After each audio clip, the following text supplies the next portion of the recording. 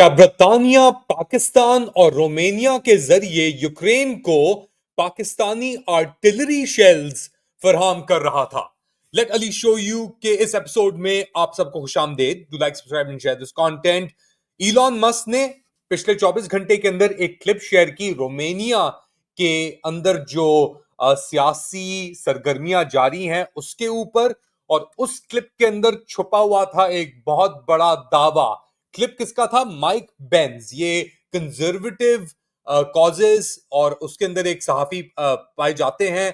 और ये Joe Biden हुकूमत के दौरान दुनिया भर के अंदर जो हलचल चल रही थी उसके ऊपर उन्होंने स्पॉटलाइट डाली है। मगर इस क्लिप को सुने, थोड़ा लंबा क्लिप है, सबटाइटल्स मैंने लगाए हुए हैं और फिर बात को आगे बढ़ाते हैं।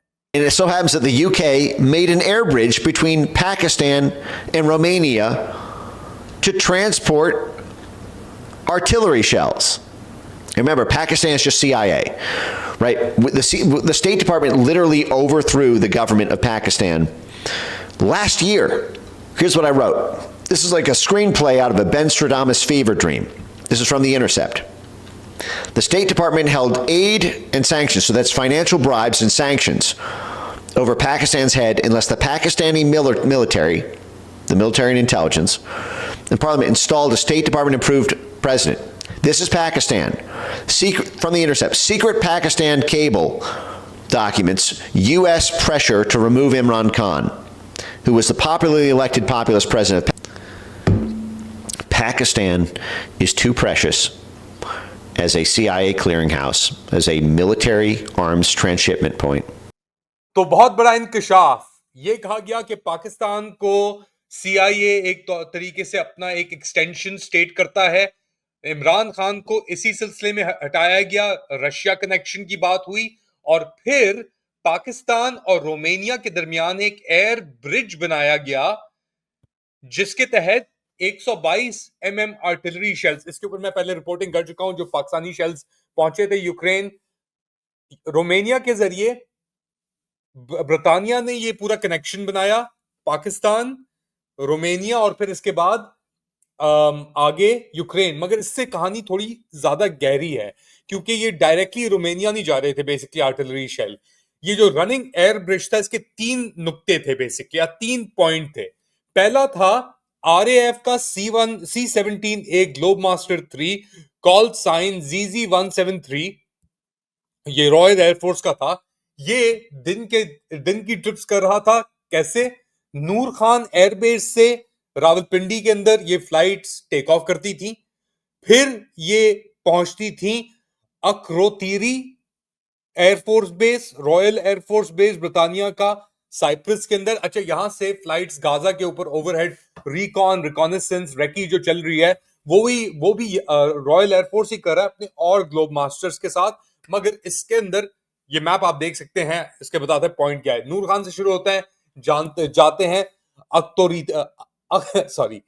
अक्रोतीरी रॉयल एयरफोर्स बेस साइप्रस में। उसके बाद वहां से टेक ऑफ करता है और जाता है Avram Iancu Cluj international airport Romania के अंदर, और फिर वहां से ये या तो ट्रांसपोर्ट के अंदर चढ़ते हैं या ट्रेन के ऊपर लेके जाते हैं। यहां से बेसिकली ये बॉर्डर तक पहुंचाते हैं रोमानिया के, और फिर वहां से आगे इसको कीव, जहां भी अपने फ्रंट लाइंस के ऊपर या जहां भी लेके जाना होता है। तो ये बेसिकली एक एयर कॉरिडोर था जो रॉयल एयरफोर्स पाकिस्तान की मुदाखलत से चला रही थी। इसके ऊपर पहले भी रिपोर्टिंग हो चुकी थी, हमने भी इसके ऊपर रिपोर्टिंग की थी। मगर जो मुहायदा सामने आता है बेसिकली कि हुआ कैसे, कहां हुआ, क्यों हुआ, वो अगर उसके ऊपर हम निगाह डालें स्पेसिफिकली, तो जनरल बाजवा 2022 17 अगस्त 2022 से ये चीज चल रही थी। और जनरल बाजवा ने बेसिकली विजिट किया ब्रिटानिया, और इसके अंदर उनके स्टॉप्स सऊदी अरेबिया और मुत्तहिदा अरब अमीरात के अंदर भी थे, जहां पे उनको वो हार भी मिला, अगर आपको याद हो।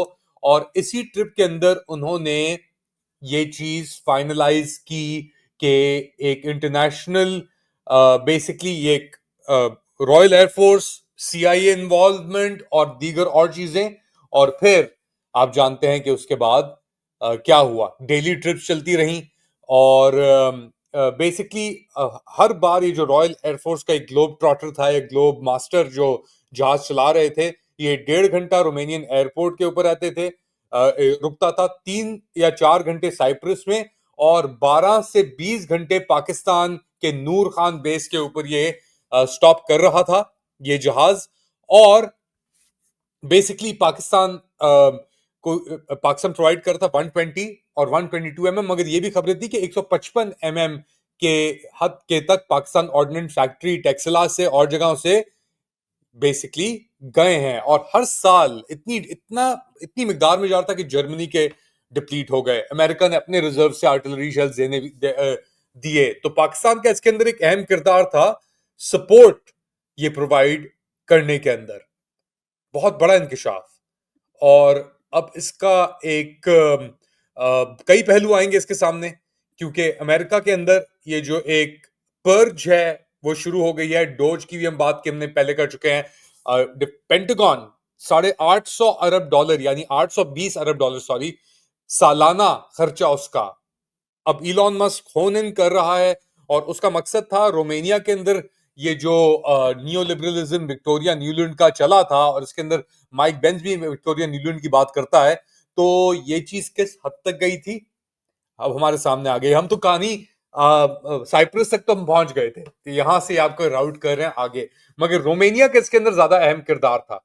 और वहां पे सीआईए एक तरफ, ब्रिटिश एक तरफ, और इसके बाद जो हम देखते हैं कि ब्रिटानिया की ट्रिप्स भी आसिम मुनीर ने की, जो ब्रिटिश एम्बेसडर हैं जेन मैरियट, वो भी इसके ऊपर लगी हुई हैं, उन्होंने पर्दा डाला हुआ है जो चीजें चल रही हैं पाकिस्तान में। तो इसके अंदर एक सिक्योरिटी एस्पेक्ट भी है, यूक्रेन का बहुत अहम किरदार था इसके अंदर। और ये यूक्रेन की जंग अब जो थमने के लिए जा रही है, इसके बाद क्या यूटिलिटी होगी पाकिस्तान की, नहीं होगी, क्योंकि अमेरिका के अंदर लक्षण जो है, चीजें जो है वो तब्दील हो गई हैं पाकिस्तान को लेकर।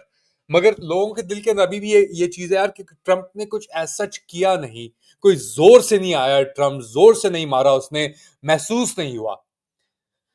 महसूस होने वाला है आप लोगों को बहुत जल्द ही, या होना शुरू हो गया है, क्योंकि खबरें तो बेसिकली ये इलॉन मस्क खुद ही प्रमोट कर रहा है। अभी पहली काबीना मीटिंग भी हुई है इनकी ट्रंप की, उसके अंदर इलॉन मस्क ने भी शिरकत की है, यहां तक कि उसका कोई ऑफिशियल ओहदा भी नहीं है। और फिर ये ऐसे इश्यूज के ऊपर, डीप स्टेट फंडिंग के ऊपर अगर जाती है, क्योंकि बात तो घूम फिर के पैसे के ऊपर आ जाती है ना, कि अब मुझे क्या मिल रहा है या अमेरिका को क्या मिल रहा है। और अगर अब जा रहा है ज़ेलेंस्की, अमेरिका जा रहा है मिलने के लिए और मुआहदा साइन करने के लिए रेयर अर्थ क्रिटिकल मिनरल्स का, तो आप अंदाजा लगा लें खुद ही कि बात किधर से कहां जाके पहुंची है। मगर ये माइक बेंस की जो खबर थी और इसकी जो रिपोर्टिंग थी कि पाकिस्तान के तो बारे में क्या बंदा कहे, क्योंकि पूरा नेक्सस चल रहा था रोमेनिया से लेके पाकिस्तान तक, साइप्रस और फिर यूक्रेन तक। और पाकिस्तान ने उसके अंदर रिजीम चेंज ऑपरेशन तो किया ही किया विक्टोरिया न्यूलैंड के कहने के ऊपर। और डेफिनेटली रशिया की जो ट्रिप थी इमरान खान की, वो बहुत ही क्रिटिकल ट्रिप साबित हुई, क्योंकि उसके बाद ही डोनाल्ड लू का भी स्टेटमेंट आया। सब चीजें इन यूनिसन चल रही है ना, तो बहुत सारे पैरेलल्स हैं, बहुत सारे कोइंसिडेंस हैं, जो सिर्फ एक यार एक इत्तेफाकन आप इसको जस्टिफाई नहीं कर सकते। और यही बात अब माइक बेंज ने अपनी रिपोर्टिंग के थ्रू और साइड करके और रिपोर्टर्स को उसने ये बात आगे निकाली है। अब आप क्या समझते हैं क्या हो रहा है, बताएं मुझे कमेंट सेक्शन के अंदर। Do like, subscribe and share this content. अपना ख्याल रखिएगा, अगली बार तक अल्लाह हाफिज।